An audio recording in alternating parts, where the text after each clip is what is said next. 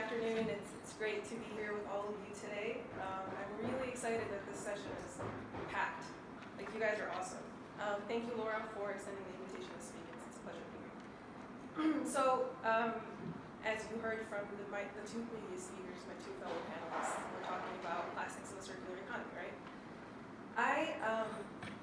I want to take it a step back because I think it's really important to talk about the major global issue that we're trying to address by advancing the circular economy. Can you guess what that major global issue is?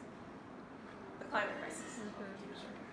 So globally, our current efforts to lower carbon emissions and solve the climate crisis, or help solve the climate crisis, only address about 55% of the total carbon emissions that we produce annually.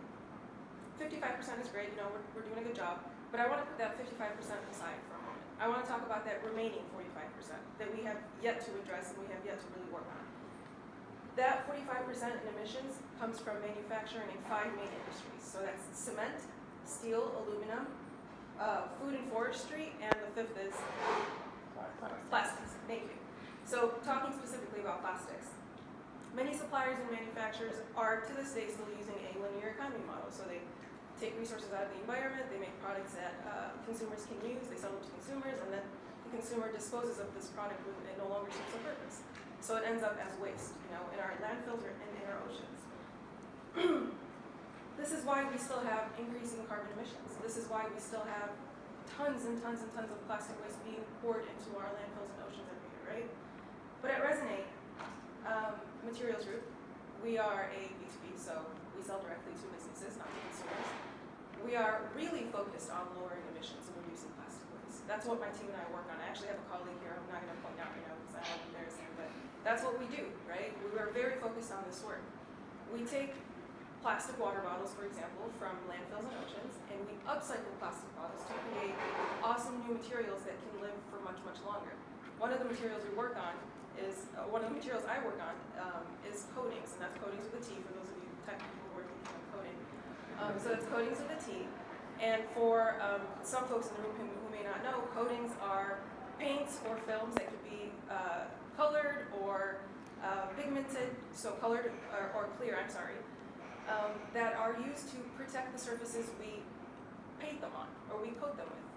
So for example, visualize, like a playground and that metal swing set on the playground at your local park. That metal swing set is probably vibrant colors, say red or whatever.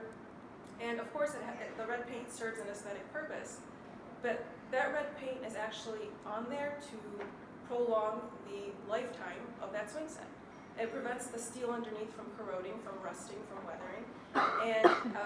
And if you think of the plastic bottle or the plastic material that I used to make this red paint, that plastic bottle, the plastic Nestle water bottles that I saw around earlier, that has a shelf life of about 6 months.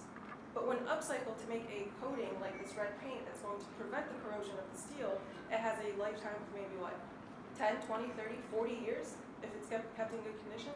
And that's just one example. Think of the clear coatings that we apply over our beautiful hardwood floors. It's expensive, it's hard to install, you want to maintain those hardwood floors. So a clear coating on top can prevent scratching, can prevent scuffing, and can overall protect the wood and prolong the life of that wood. And again, these are just some examples of the things that we use every day, that we see every day, that are meant to protect the things that we use every day. So, other examples include the coatings on your cell phones, the coatings on your refrigerator, things like that. That's my mission, really. It's to take the plastic waste out of the landfills, out of the oceans, and turn them and upcycle them and turn them into materials that we can use. And remember the 4 sectors that I mentioned earlier: aluminum, steel, wood, and aluminum, steel, wood, and cement. Imagine how long we can prolong the lives of those materials if we continue to take plastics out and upcycle them and create coatings for these materials. So not only are we reducing plastic waste in our landfills and in our oceans, but we're also prolonging the lifetimes and reducing emissions from manufacturing of those materials. We need to, cut down fewer trees if we're prolonging the lifetime of wood. So you might be thinking this is a great solution, right? This should be an easy sell for companies. It's the natural solution, it's the green solution, and people would automatically go for this, right?